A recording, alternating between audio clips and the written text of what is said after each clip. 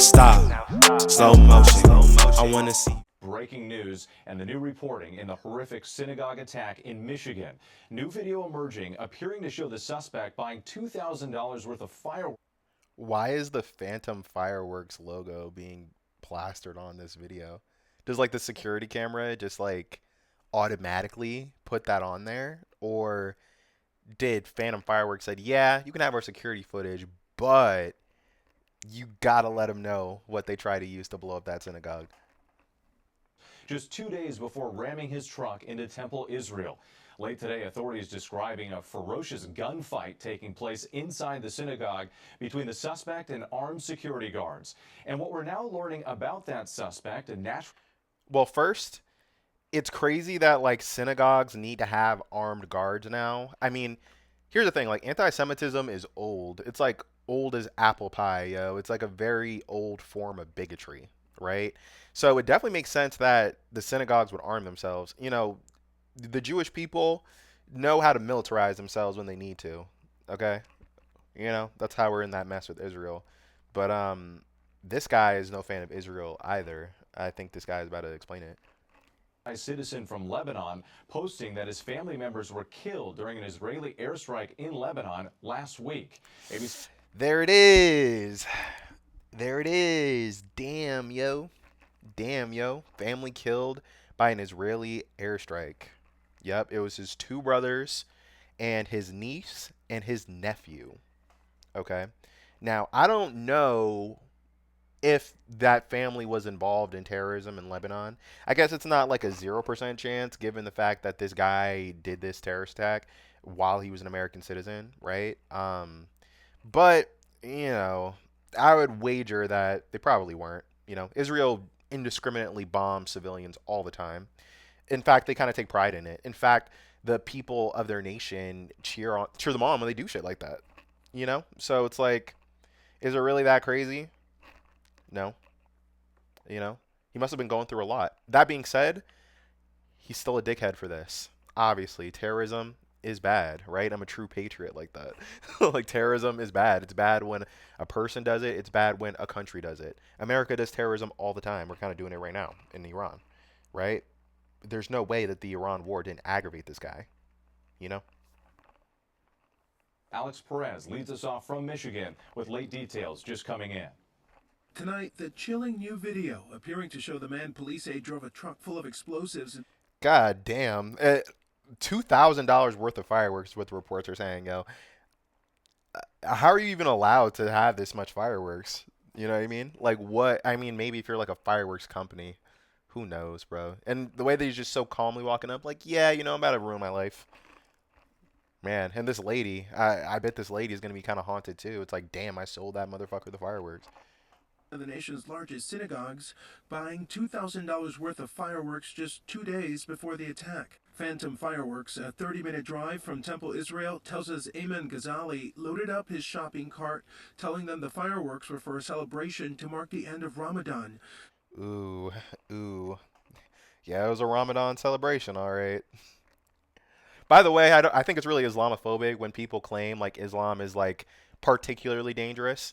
Now, I don't want to ignore the reality that if there is a religious-based terrorist attack done by an individual, they're probably Muslim, right? But it's not because that stuff isn't in the Bible, right? Like there's plenty of die for your God in the Bible, trust me. Okay. Pete Hegseth is into that part of the Bible. You know? So religious terrorism isn't exclusively owned by Islam. Right. And wheeling that cart back out to his truck. 2 days later, authorities say Ghazali, armed with a semi-automatic rifle, plowed his truck into Temple, Israel, slamming through the front door and driving right down the hall. The attacker's path thwarted by security guards. At approximately 12:20, Ghazali's vehicle gets jammed between hallway walls, and he begins firing through the windshield of his vehicle. Thank God this guy was such a dumbass, am I right? Like, what were you thinking? So you're going to ram your car into the hall and then your car gets fucking stuck? Are you joking? Like, and then he probably saw like, oh shit, the Jews got guns. Like, Then he popped himself. Like, bro, what a loser. Like, what a fucking loser, bro. Ghazali and the first security officer engage in a gunfight through the rear window of Ghazali's vehicle. At approximately 12:22 p.m., a second security officer engages Ghazali in a gunfight. Nice building. They got a little lake behind there, too. I mean, I don't know Michigan geography or urbography, I guess, but he probably picked this synagogue specifically because it has a large amount of people that go there. It's a large size. Also, you know, I lost my train of thought, sorry. From the front of the vehicle. And soon thereafter, Wait, I remember. Also, the shit was called Temple Israel, right? Like, it's a very explicit message that he's trying to send. It's not going to mean much, though. I mean, nobody got hurt. Except for you, dummy. Like, you should have just posted a TikTok about it. Like, you probably would have reached more people with this. Ghazali's vehicle, his engine compartment catches on fire. And at some point during the gunfight, Ghazali suffers a self-inflicted gunshot wound to the head. Bro, his fucking engine was on fire. He probably, and then the thing is too, it's like if his car got stuck inside of the hallways of the synagogue, then he was probably trying to like open the door to like get out and start shooting, presumably, but he just couldn't get it out of there. And then the security guards are probably holding, you know what I'm saying, waving him down. It's like, you make one move and you're dead, buddy. And he was just like, yeah, I guess I'll just quit. Whatever. I guess I'll just quit.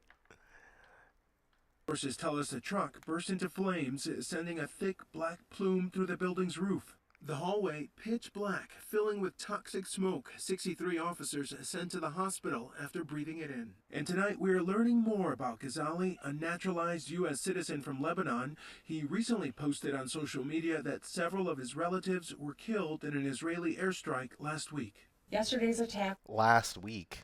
Okay. Last week. All right. And it sucks because I mean, and look, I don't know what this guy's background. Like, I've seen rumors that he was like a bad guy. Let's just say that. I don't want to circulate the rumors if they're not true. But even if he was a bad person prior to this, part of me still can't help but empathize with the situation. It's like, how do you even make your voice heard in that situation, bro? It's like your family is bombed by a country that you're allied with. You know, like your people, your home, your homeland, took out your own family. Like, he was probably trying to make a splash in any way that he could, you know. And it's not like he's going to be able to attack any Israeli infrastructure, right? So he's like, next best thing, I'll attack these Jewish people peacefully congregating, right? A lot of this is on Israel, not even just for like the obvious reasons of them being an evil country that commits war crimes, but more because how do I say this? It's like the fact that Israel presents itself as an ethno-state, right? Where if you're Jewish, you automatically have citizenship, and they often present themselves as like, we are the voice of the Jewish people, blah, blah, blah, blah, blah. People believe that, right? I don't think the Jews really believe that. I don't think all the Jews believe that, right? Like, you feel me? Random motherfucker in America probably doesn't say, oh, Israel speaks for me, right? But because Israel has been allowed to say that, and the American government has validated that position, and a lot of Jewish ultranationalists have validated that position, pretty much all the rest of us are like, okay, well, I guess Israel just speaks for all Jewish people now. So he probably had the assumption that an attack on them would somehow injure Israel, bro. Like, if anything, if this guy was successful and he took the lives of a bunch of normal ass Jewish people, Israel would just become more powerful because they'd be like, see what happens? You see what's happening, bro? You see how victimized we are? You know? And Trump would have just, in lockstep, did whatever they said, right? The Israelis run our government. Let's be real here. Anti-Semitism. It was hate, plain and simple. We will fight this ancient and rampant evil. We will stand together as we do it, and we will call it out. Okay. Anti-Semitism is a very ancient evil. Truly. Truly it is. Anti-Semitism is a disease. Okay? But Gretchen Whitmer, they didn't play it in the clip, but she said that, oh, we need to turn down the rhetoric. But it's like, I don't really know who's openly, like, shitting on Jewish people in the government, at least, right? You know, there are a lot of people on the street that probably have some anti-Semitic views and shit. But as far as like the political body of the United States, pretty much everyone is licking Israel's nuts. Okay, they're licking the Jewish race's nuts. You know, they're calling shit anti-Semitism that clearly is not. So it's like, I don't really know what we could do except for maybe change the circumstances that are radicalizing people, maybe. Tonight, the community grateful that no members of the congregation were hurt in the attack, especially not. Jewish girls are hot. All right? Jewish girls are fucking sexy, by the way. Jewish dudes, they're cool too. You know, I got no problem with the Jews. I just dislike Israel, like every leftist, right? Of the 140 little kids there for preschool.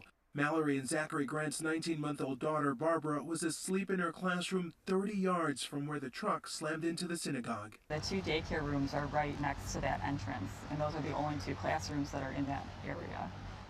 So this was literally very close. Very close, yeah. It's lucky, a word to describe how you feel? Just miraculous. Yeah. Just nothing short of just a pure miracle. And we spoke to the rabbi here who says those quick-acting security guards are heroes. He says everyone here trained for an attack like this, and they all did. Damn, yo, they all trained for an attack like this. Sad state of the world. I wish black churches would do this shit too. You know, I think a lot of the hate for Jewish people comes from just a place of jealousy because they themselves are a minority group that were able to like band together and become more powerful. And I think any race could do that. Like, how come black churches aren't doing that shit? People target black churches all the time as well, right? We need armed people in there too, most likely. You know? But this wasn't the only terrorist attack to happen yesterday, so. Now stop. Slow motion. I wanna see.